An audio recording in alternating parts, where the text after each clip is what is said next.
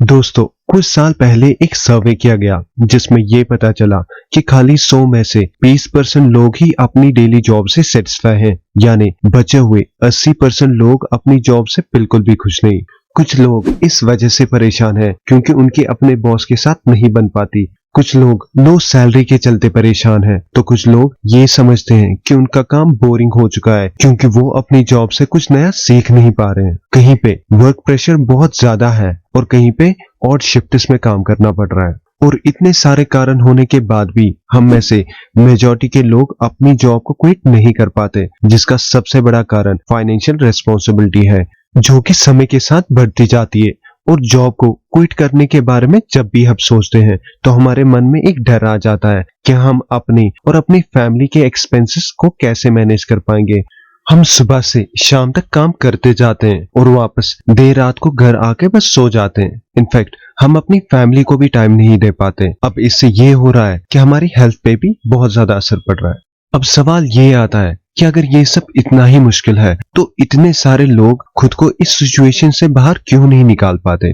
इसका जवाब जानने के लिए हमें अपनी लाइफ में थोड़ा पीछे जाना होगा। हमारे बचपन से ही हमारी सोसाइटी में हमें ये सिखाया जाता है कि हमें स्कूल जाना है, कॉलेज जाना है, पढ़ाई करनी है, अच्छे ग्रेड्स लाने हैं ताकि आगे जाके हमें अच्छी जॉब मिल पाए। हमारा माइंडसेट इस तरीके से ट्रेन हो जाता है कि हम ये सोचने लगते हैं कि आगे जाके बस हमारा एक ही गोल है कि हमें एक अच्छी जॉब मिलनी चाहिए। और इस माइंडसेट के कारण हम अपनी लाइफ में कोई एडिशनल स्किल सीखने की कोशिश भी नहीं करते, कोई ऐसी स्किल जो कि इन फ्यूचर हमें बेनिफिट दे।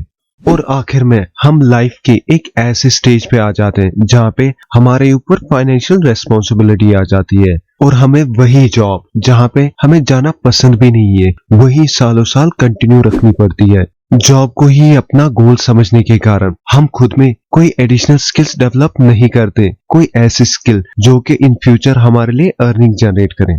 इसीलिए हमारी जॉब पे डिपेंडेंसी और ज्यादा बढ़ जाती है। दोस्तों, एक टाइम पे मैं भी इस सिचुएशन को फेस कर रहा था। इनफैक्ट हमारी सोसाइटी में ये सिचुएशन बहुत ही कॉमन है। अब दोस्तों, सवाल ये आता है कि हम कैसे ऐसी सिचुएशन से बाहर निकल पाएं, कैसे हम अपनी लाइफ में फाइनेंशियल फ्रीडम को अचीव कर पाएं ताकि हमें ऐसी जॉब्स ना करनी पड़े जहां हमें जाना बिल्कुल भी पसंद नहीं है। वीडियो में आगे बढ़ते हुए अब मैं आपको कुछ ऐसे स्टेप्स बताने जा रहा हूं जिन्हें फॉलो करके आप आहिस्ता आहिस्ता खुद को फाइनेंशियली स्टेबल कर पाओगे। और फिर एक ऐसा टाइम आएगा जब आप अपनी जॉब को क्विट भी करोगे तो आपके मन में कोई डर नहीं होगा। तो बढ़ते हैं हम अब पहली स्टेप की ओर, जो है कट डाउन योर एक्सपेंसेस। दोस्तों, हम में से कितने ही लोग अपनी डेली लाइफ में उन चीजों को खरीदने में लग जाते हैं जिनकी हमें शायद ही जरूरत होती है, और वो भी बस उन लोगों को इम्प्रेस करने के लिए जिन्हें हम पसंद भी नहीं करते। एग्जाम्पल, हमारे पास ऑलरेडी एक मोबाइल फोन है बट सोसाइटी को इम्प्रेस करने के लिए हमारी सैलरी आते ही हम एक और फोन ले लेते हैं, वो भी बस कुछ लोगों को इम्प्रेस करने के लिए। फोन लेते ही हमें उसमें एक नेटवर्क की जरूरत पड़ती है और जिसमें हमें हर महीने अब बिल पे करना पड़ रहा है। हमारे पास ऑलरेडी एक कार है जो कि एक अच्छी कंडीशन में है बट अब हमें वो उतनी अच्छी नहीं लगती। इसकी वजह से हम शोरूम जाके एक नई कार बुक कर लेते हैं जिसके लिए अब हम मंथ ऑन मंथ इंस्टॉलमेंट्स पे करते जा रहे हैं। हमारा वार्डरूम ऑलरेडी क्लोथ्स से भरा पड़ा हुआ है और इसमें से कुछ ऐसे क्लोथ्स भी है जो कि हमने खाली मुश्किल से एक बार ही पहने हैं, बट अपनी हैबिट से मजबूर होते हुए हम हर महीने और ज्यादा क्लोथ्स को बाय कर लेते हैं। दोस्तों, ऐसे हमारी डेली लाइफ में बहुत सारे एक्सपेंसेस हैं जो कि अननेसेसरी है और जिन्हें हमें अवॉइड करना बहुत ही जरूरी है। और ये तभी पॉसिबल हो सकता है जब हम खुद में एक डिसिप्लिन डेवलप कर पाए। तो दोस्तों, बढ़ते हैं हम अब स्टेप नंबर 2 की ओर, जो है पे ऑफ योर डेट्स। दोस्तों, आपकी फाइनेंशियल फ्रीडम के अचीव करने की जर्नी में ये एक बहुत ही इंपॉर्टेंट स्टेप है। आपको जितनी जल्दी हो सके उतनी जल्दी अपने सभी डेट्स को धीरे धीरे करके पे करने चाहिए और खुद को डेट फ्री करना चाहिए। डेव रैमसी, जो कि एक पर्सनल फाइनेंस एक्सपर्ट है, वो हमें कहते हैं हमें एक लिस्ट प्रिपेयर करनी चाहिए जिसमें हमें सभी डेट्स, जो भी हमारे डेट्स है, उन्हें ऑर्डर में अरेंज करेंगे। जो सबसे छोटा डेट होगा वो पहले आएगा और लिस्ट में सबसे आखिर पे वो डेट होगा जिसका अमाउंट सबसे ज्यादा हो। और दोस्तों अब हम शुरुआत पहले वाले डेट से करेंगे जो कि सबसे छोटा है और उसे कम अमाउंट होने के कारण हम जल्दी ही पे कर पाएंगे। जब हम एक एक डेट पे करते जाएंगे और हर एक डेट को क्लियर करने के बाद हम में एक कॉन्फिडेंस आ जाएगा, जैसे हम धीरे धीरे करके सभी डेट्स को पे कर पाएंगे। याद रहे दोस्तों, इन डेट्स को जितना जल्दी हो सके उतनी जल्दी पे करना बहुत ही जरूरी है। चाहे आपका ये बैंक का लोन है, क्रेडिट कार्ड बिल्स है, इस पे लगने वाली इंटरेस्ट रेट्स आपके इनकम को खा जाती है। और दोस्तों साथ ही आपको चाहिए कि आप अपने लिए एक बजट क्रिएट करें। आपकी जो भी इनकम है आप उसके अकॉर्डिंग ही अपने एक्सपेंसेस मैनेज करें। अपने एक्सपेंसेस को मैनेज करने के लिए क्रेडिट कार्ड्स पे निर्भर रहना बिल्कुल भी एक अच्छा साइन नहीं है। अब बढ़ते हैं स्टेप नंबर 3 की ओर, जो है सेव फॉर इमरजेंसी। दोस्तों जबकि आप एक ऐसे स्टेप तक पहुंच चुके हैं जहां पे आप इतने डिसिप्लिन्ड हो गए हैं कि आप अननेसेसरी कमोडिटीज पे पैसे स्पेंड नहीं कर रहे हैं और आपने या तो सारे या एटलीस्ट कुछ अपने डेट्स भी पे कर लिए हैं, जिसकी वजह से ना आपको अब कोई एडिशनल इंटरेस्ट पे करना पड़ रहा है और ना ही आपकी मंथली सैलरी से इंस्टॉलमेंट्स जा रही हैं। तो यानी आप मंथली एक अच्छा खासा अमाउंट सेव कर सकते हैं।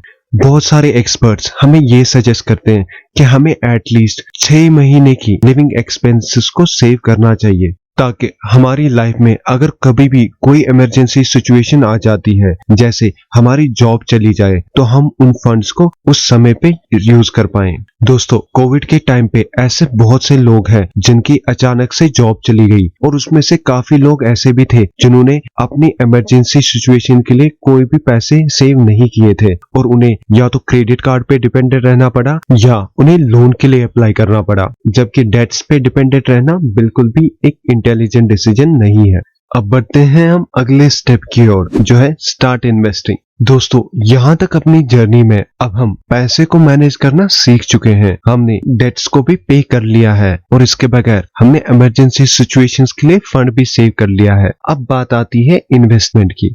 इस स्टेज पे आके आपको चाहिए कि आप अपने पैसे को मंथ ऑन मंथ बेसिस पे इन्वेस्ट करते जाइए और अपनी इन्वेस्टमेंट को लॉन्ग टर्म तक ग्रो होने दें।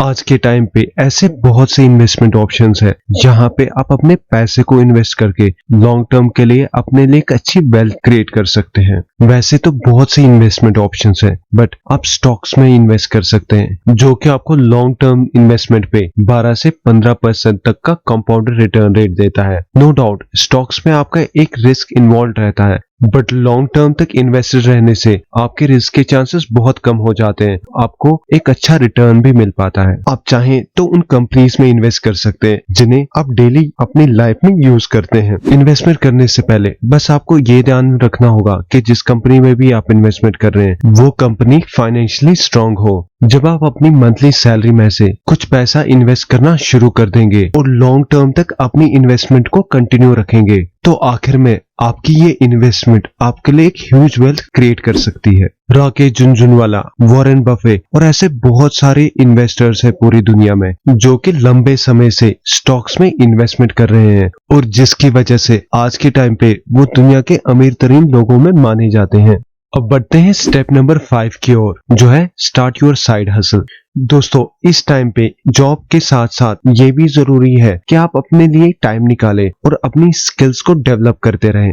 आप हर दिन 1 या 2 घंटे निकाल के कोडिंग सीख सकते हैं, कोई वेबसाइट बिल्ड कर सकते हैं, जिसपे अगर आप काम करते जाएं तो एक टाइम ऐसा आएगा कि ये आपका साइड हसल आपको एक्स्ट्रा इनकम जनरेट करके देगा। आजकल के टाइम पे हमारे पास बहुत सारी अपॉर्चुनिटीज है।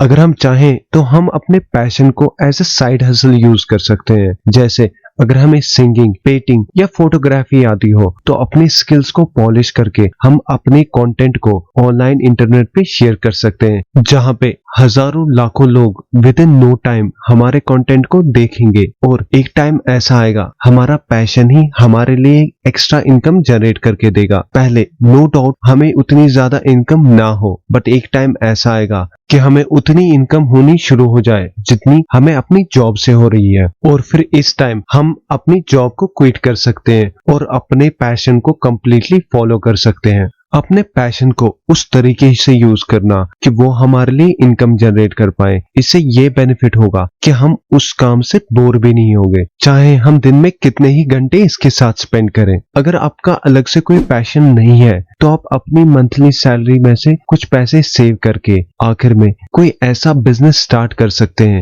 जहां पे आपकी प्रेजेंस की रिक्वायरमेंट ना पड़े। आप किसी एम्प्लॉय को हायर करके उस बिजनेस को रन कर सके, और जब तक वो बिजनेस आपको एक अच्छी इनकम जनरेट करके ना दे तब तक आप अपनी जॉब को कंटिन्यू रख सकते हैं। और एक टाइम ऐसा फिर आएगा कि आपको उस बिजनेस से बहुत अच्छा प्रॉफिट होने लगेगा। एटलीस्ट आपको जब अपने बिजनेस से आपकी जॉब जितनी इनकम होने लगेगी तब तक आप अपनी जॉब को कंटिन्यू रखेगा, और जिस टाइम पे आपको आपका बिजनेस आपकी सैलरी जितना या उससे ज्यादा इनकम जनरेट करना शुरू कर देगा तो उस टाइम पे आप अपनी जॉब को क्विट कर सकते हैं और अपने बिजनेस को पूरा टाइम देना शुरू कर सकते हैं। तो दोस्तों, अगर आप इन बताए हुए 5 स्टेप्स को डेडिकेटली फॉलो करते हैं तो मैं आपको गारंटी के साथ कह सकता हूं कि आप अपनी लाइफ में फाइनेंशियली फ्री हो सकते हैं, और आप उस जॉब को जहां आपको जाना बिल्कुल भी पसंद नहीं है, बिना ज्यादा सोचे आप उस जॉब को फिर क्विट भी कर सकते हैं। ये बात सच है कि इस गोल को अचीव करना इतना भी आसान नहीं है, मगर अगर आप अपने गोल को डेडिकेटेडली फॉलो करें तो आपको फाइनेंशियल फ्रीडम अचीव करने से कोई भी नहीं रोक सकता। उम्मीद करता हूँ दोस्तों आपको ये आज का वीडियो बहुत अच्छा लगा होगा। अगर आप इस चैनल पे नए हैं तो चैनल को सब्सक्राइब करना ना भूलें, और हमारी वीडियोस की नोटिफिकेशन के लिए बेल आइकन पे जरूर क्लिक करिएगा। मिलते हैं अगले ऐसे किसी नई वीडियो में, तब तक के लिए बाय बाय।